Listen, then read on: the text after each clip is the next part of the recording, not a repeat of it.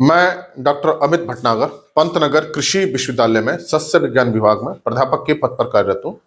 इस चैनल के माध्यम से मेरा यह प्रयास है किसानों तक सही जानकारी पहुंचे ताकि उसका लाभ खेती में मिल सके। इसके लिए मैंने इस चैनल पे एक प्लेलिस्ट बनाई है कृषि किसान, जो किसान भाइयों के लिए बहुत लाभकारी है। इस प्लेलिस्ट के लेक्चर्स को जरूर देखिए। आज जो मैं बात करना चाहता हूँ ये है कि गेहूं कटाई के बाद जो फसल अवशेष जमीन में रह जाते हैं उसको किस तरह से हम ह्यूमस में बदलें ताकि हमारी मिट्टी की उर्वरा शक्ति जो है, ताकत है, वो बनी रहे और हमारे खेत के अंदर जीवांश पदार्थ भी बढ़े और अगली फसल जो हम बोएं उसको पोषक तत्व मिल सकें। देखिए, जिन क्षेत्रों में गेहूं की कटाई हाथ से की जा रही है वहां तो लगभग पूरे फसल अवशेष को खेत से निकाल करके भूसा बना लिया जाता है जो पशुओं के खिलाने का काम आता है। लेकिन अधिकांश क्षेत्रों में कंबाइन से गेहूं की कटाई की जाती है, वहां बहुत सारा फसल अवशेष खेत में ही रह जाता है। अब जो ये फसल अवशेष खेत के ऊपर है, अगर सही समय पर ना सड़े, सही ढंग से ना सड़े, तो जो अगली फसल हम बोते हैं वो पीली पड़ जाती है। तो ये फसल अवशेष का जमीन के ऊपर पड़े रहने का एक नुकसान ये भी हो जाता है कि वो जब देर से सड़ता है और अगली फसल की बुआई का समय आ गया है, तो अगली फसल में शुरुआत में नाइट्रोजन की कमी होने लगती है और वो फसल पीली पड़ती है। उसका कारण ये रहता है कि जब ये फसल अवशेष सड़ते हैं तो इन्हें नाइट्रोजन की ज्यादा आवश्यकता होती है। इसको एक्चुअल में सड़ाने का जो काम करते हैं सूक्ष्म जीव करते हैं। जमीन के अंदर बहुत सारे सूक्ष्म जीव हैं, बैक्टीरिया है, फंगस है, एक्टोमाइसिटीज है। ये इसको डिकम्पोज करते हैं, सड़ाते हैं। मतलब ये जो फसल अवशेष होते हैं उनके लिए भोजन का काम करते हैं। और जब ये सड़ाते हैं तो इसके लिए नाइट्रोजन की बहुत ज्यादा आवश्यकता होती है सूक्ष्म जीवों को। तो जब इन फसल अवशेषों से इनकी नाइट्रोजन की आवश्यकता पूरी नहीं होती है तो मिट्टी से नाइट्रोजन लेना शुरू कर देते हैं। तो मिट्टी में नाइट्रोजन की कमी होने लगती है और जो अगली फसल उन्होंने बोई है उसमें नाइट्रोजन की कमी आने लगती है, जिससे वो फसल पीली पड़ जाती है। हालांकि बाद में नाइट्रोजन पौधों को मिल जाती है, लेकिन तब तक पौधों में नाइट्रोजन की कमी बनी रहती है। तो हमें इस तरह का प्रयास करना चाहिए कि जो हम अगली फसल बो रहे हैं उससे पहले ही हमारा ये जितना फसल अवशेष है, क्रॉप रेजिड्यू, अच्छी तरह से सड़ जाए और वो ह्यूमस बनने की प्रक्रिया उसमें शुरू हो जाए और उससे नाइट्रोजन की कोई कमी ना आए, बल्कि जो पोषक तत्व इन फसल अवशेषों के अंदर हैं वो मिट्टी के अंदर भली भांति आ जाए। देखिए, जो पत्ती है, तना है, उसके अंदर भी सभी प्रकार के पोषक तत्व होते हैं जो फसल ने मिट्टी से लिए हैं। जो जड़ों द्वारा पोषक तत्व ग्रहण किए जाते हैं वो दाने में चले जाते हैं और कुछ जो है डंठल पत्तियों में रहते हैं। तो जो ये डंठल और पत्तियों में जो पोषक तत्व हैं ये मिट्टी में वापस जाने जरूरी हैं ताकि जो न्यूट्रिएंट साइकिल है, पोषक तत्वों का जो चक्र है, वो बना रहे और हमारे भूमि के अंदर पोषक तत्वों की कमी ना हो। साथ साथ जब हम इस क्रॉप रेजिड्यू को सड़ाते हैं तो जमीन के अंदर ह्यूमस बनता है, जैवांश पदार्थ बनता है जो मिट्टी को बहुत अच्छा करता है, उसकी उर्वरक क्षमता को सुधारता है। तो इसका टाइमली सड़ना, सही तरीके से सड़ना जरूरी है।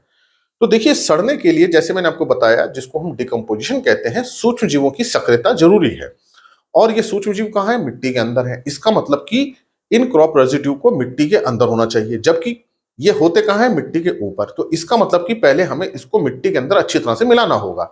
मिलाने के लिए आप हैरो का प्रयोग कर सकते हैं या रोटावेटर चला सकते हैं ताकि ये मिट्टी में अच्छी तरह से मिल जाए। तो पहला तो काम यह है, इसको मिट्टी के अंदर मिला देना है ताकि मिट्टी के अंदर जाए जहां सूक्ष्म जीव है। दूसरा, नमी होनी जरूरी है। बिना नमी के ये सूक्ष्म पोषक तत्व, ये जो सूक्ष्म जीव हैं ये अपना काम नहीं कर पाते। गर्मियों के दिन है, नमी की कमी है, तो इस समय ये रेजिड्यू नहीं सड़ पाएगा, ऐसे ही रहेगा भले ही हम उसको मिट्टी में मिला दें।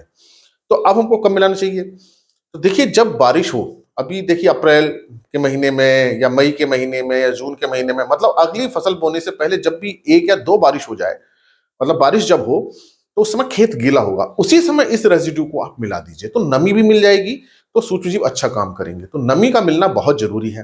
तापमान इस समय बहुत अच्छा रहता है गर्मी के दिनों में, तो इस तापमान में नमी मिल जाए तो इनके लिए बहुत ही अच्छे काम करने की दशा बन जाती है। इसलिए रेजिड्यू आप तब मिलाएं जब बारिश हो जाए, खेत में नमी हो, तभी अच्छा काम करेंगे। इसके साथ साथ ये, जैसे मैंने आपको बताया, इनके काम करने के लिए नाइट्रोजन की ज्यादा जरूरत होती है। जैसे ही इन सूक्ष्मजीवों को नाइट्रोजन मिलती है, ये काम अपना बहुत तेजी से करना शुरू कर देते हैं। तो ये डिकम्पोजिशन जल्दी हो जाए, जल्दी सड़ जाए, उसके अंदर जो पोषक तत्व है वो जल्दी निकलाएं, तो नाइट्रोजन देना जरूरी है। तो इसके लिए हम ये काम कर सकते हैं कि हम 1 एकड़ में करीब 25 किलो यूरिया का हम छिड़काव कर दें। मतलब कि जब बारिश हो जाए, नमी है, उसी समय हम रोटावेटर चला दें, हैरो चला दें, उसके साथ साथ हम 25 किलो यूरिया 1 एकड़ में छिड़क दें। मतलब कि आधा बैग, एक बैग यूरिया का 45 किलो का होता है, तो हम आधा बैग भी अगर छिड़क देंगे 1 एकड़ में, तो ये रेजिड्यू को सड़ाने का बहुत अच्छा काम हो जाएगा।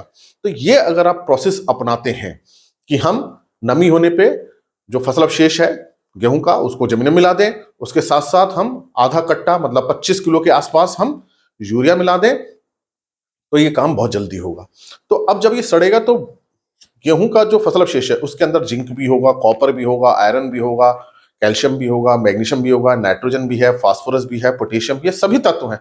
तो वो तत्व निकल करके उस रेजिड्यू के अंदर, पत्ती के अंदर जो फंसे हुए थे, वो निकल करके कहाँ जाएंगे? मिट्टी में आ जाएंगे। तो मिट्टी की उर्वरा क्षमता बढ़ेगी और जो हम अगली फसल बोएंगे ये सारे तत्व उसको मिल जाएंगे अगली फसल को, तो अगली फसल भी अच्छी होगी। इसके साथ साथ क्या होगा, जो इसके अंदर पौधों के अंदर सेलुलोज था, हेमिसुलोज था, लिग्निन था, वो सड़कर क्या बनाएगा? ह्यूमस बनाएगा।